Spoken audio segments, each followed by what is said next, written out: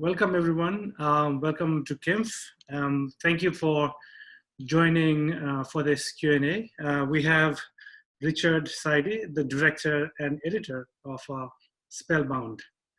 Richard, thank you. Thank you for joining us. Thank you, Yubakar. It's a pleasure to be part of your festival this year.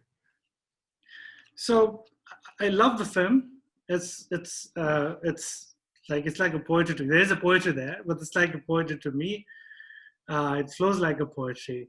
It's about base jumping, but it's also about life, philosophy, all of these things. So for you, then what is it for you?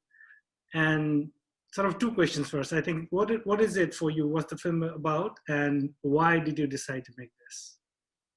Okay, well, first of all, I live in this beautiful place called Wanaka in New Zealand. It's a mountain town, and all the people that live here have chosen to live here. I can see the recording. Everyone. Okay. Welcome, everyone. Thank you for joining us for the Q&A. Thank you, Richard. We have Richard Sidey, the director and editor of Spellbound. Thank you, Richard, for coming and joining us for Q&A. Thanks, Yubakar. It's a pleasure to be part of your festival this year. So I love the film. I felt like it's a poetry. I mean, there's a poetry in the film, but I also felt like the whole thing was like a poetry. It's about base jumping. It's also about philosophy. It's about life, teachings. It's about darkness, going from darkness to light. But personally for you, what is this film? So the first question, I guess, is a two-part question. What is it film? What is this film for you about? Or what is it about for you personally? And why did you decide to make this film? Okay, well, I live in this beautiful place here called Wanaka in New Zealand, in the South Island. It's a mountainous place, and it's full of amazing people that do incredible things, yet are all very humble about it. This film really is about being in the mountains and being part of the mountains and respecting the mountains. So I've met the base jumper in this film, David, in town about a year ago, and my preconceived idea about wingsuit base jumpers was that they're all crazy high adrenaline junkies, but when I met David, I realized that wasn't the case at all. He was calm, collected, thoughtful, intelligent, and respectful, and that he did these incredible things in the mountains just to feel like he was part of them, and to feel humble against these mountains. And I thought straight away, that's a beautiful story right there, and I'd love to make a film about that. I then found some imagery of David flying that was shot by Greg Noonan, an incredible Wingsuit BASE cinematographer. And when I saw this imagery, I thought, wow, they're shots that I could never get myself. I'd love to work with those and film some additional storyline and put something together. So it all kind of happened quite quickly and organically. And the poetry aspect was purely David's idea, and David wrote it. But we worked quite closely on the back and forth process of that, matching imagery to the poetry, and then vice versa, over a few weeks to create this film. Yeah. Okay, so you worked back and forth between writing poetry and editing the film. Yes, so essentially I was making a poem with the images, and David was making a poem with the words. But it was a back and forth process. And this was during the coronavirus lockdown. So we were doing this virtually online, even though we just live a few kilometers apart. So have you been a base jumper or a wingsuit base jumper? I've never done wingsuit or base jumping, but about 4 or 5 years ago, I started paragliding. And for me, there was a lot of crossover in this film, just about being free and vulnerable and alone in the mountains, and where every decision has a consequence, and so it's entirely up to you on what happened next. And I think there's a lot of crossover to that, to base jumping. So I can relate on some level, but what these guys do is so impressive and incredible that when I was watching them, I was blown away by their skill and focus. It was next level. Yeah. So Yeah. I guess the reason behind going from sort of starting from dark to light, it also goes well with the narration, the poetry there. So, and also it also goes from black and white to color. Why is that? Why did you decide to go from sort of black and white to color? Yeah, so the film's really two parts in many ways. Like you say, light and dark is constant in the narrative. Yeah. There's a dark side and a light side, even with the opening quote from Star Wars, right? Yeah. And splitting the film into black and white and then color was another part of that process. Basically becoming enlightened during this flight.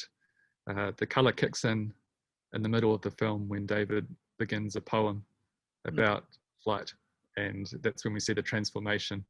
And it's really to almost bring in more senses, an additional sense to finish the film, where you're really experiencing everything that's going on in greater detail. Yeah. So it looks also very challenging in terms of filming. What has been the most challenging part of it? Well, I was very fortunate to have this amazing in-flight photography from Greg, which is just incredible. It's some of the best wingsuit cinematography I've ever seen. And then I wanted to add a bit more to the story about hiking up the mountains, about the exit points where the jumper is leaving land. And so we did two shoots really, and it involves a lot of time and work just to get a few seconds of footage. So you would camp out overnight, then an early hike in the morning. I would set up 3 or 4 cameras and a drone for the exit, film that for 3 or 4 seconds, and then the jumpers are gone and I'm left alone at the top of a mountain to pack up my 3 or 4 cameras, land the drone, and hike back down for 2 or 3 hours. So it could take a whole day just to get a few seconds shot, and hopefully you got it. And in this case, yeah, it worked. So the challenge, I guess everything happens so quickly. These guys are flying at up to 200 kilometers an hour. Yeah. And so, yeah, that was the challenge. And we did a little bit with head cams and mounted 360 cameras on helmets. But there's certainly a lot further I'd like to push the cinematography in the future. There's so many possibilities, and that's something that really excites me about filmmaking, is seeing those new perspectives. I saw some of the, for me, like some of the shots where they're flying down is pretty amazing and very steady. And so I have Greg to thank for that. He's an incredible cinematographer. How he can fly and put his head in one position to follow another flyer, that's an incredible skill and awareness, and yeah, full credit to him. Yeah. Amazing. So how many flights did you said did it take for you to do the full film? In this film, we filmed two jumps, 2 exits. Yeah, so it's a very short film. It's really just a window into this world, and maybe in the future we'll make something bigger and longer. Yeah. So were there any anything that you wanted to do and you could not do, or anything that you had to take out? No. I think everything we wanted to do, we did. There's still a lot more I'd like to do another time, because there is just so much possibility with technology increasing all the time, with where you can put cameras and how you can film. So there's certainly a few shots I would like to do in the future.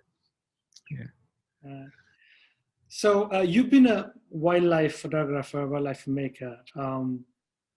What difference do you find, like, doing wildlife photography and this?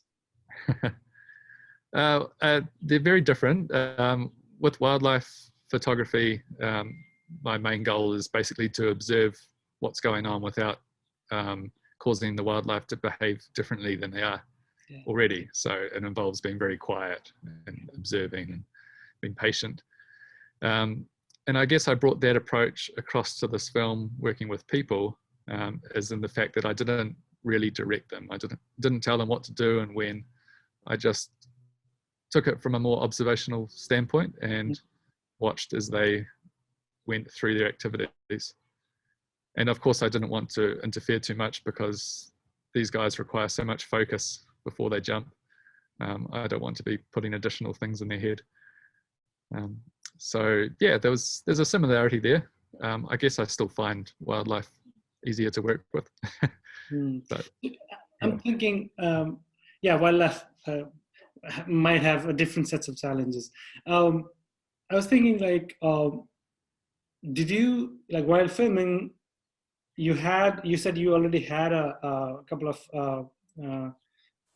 pictures, aerial shots, and then you decided to, you were filming some additional shots.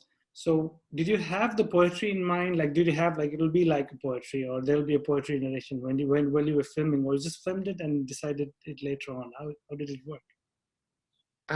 We had discussed the idea of a poetic narrative. Oh, okay.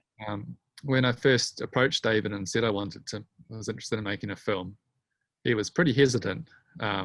He's not again, maybe against the stereotype, he's not a really public person. He said, I'm quite a private person, and so we had this conversation about, actually, it's not so much a traditional documentary. I'm more interested in making a poetic film about the freedom of flight, and he was much more enthusiastic to that idea. So by the time we got around to filming, we knew we were making a poetic piece, and I was really out there to look for little beautiful moments that could translate to the screen. But it was an organic process. The poetry was still being written as we were filming, so it did go back and forth several times. And I like it when films work out like that without too much planning. When you work with people that are on a similar wavelength and get what you're doing, and it makes things easy. So what's your next project now? What are you doing in terms of besides the wildlife photography, I guess? Yeah, I'm working on a couple of wildlife films now that were filmed earlier in the year. But in terms of adventure films, I've got a pretty clean slate at the moment. Obviously, COVID slowed things down a bit, so I'm just finishing my projects for the rest of the year, and hopefully there'll be one or two next year. All right. I guess if this was live, if this was in-person screening, we would have questions from the audience and all. But that's the downside of virtual screening, I guess, and having to pre-record this Q&A. Anything else that you want to add to, if I haven't asked any particular questions that you want to add about? I would just like to say a big thank you to you and your festival team for making it happen. I mean, so many festivals haven't happened in this pandemic, so even though it's virtual, it's still good. So thank you very much, and thanks to the audience for watching. I hope they enjoyed the film. Sure. Thank you so much, Richard. I hope we'll see you again next year, in years to come, in-person screenings, and we'll also do another round of Q&A like this. Thank you so much. Namaste. Thank you, Yubakar. Thank you.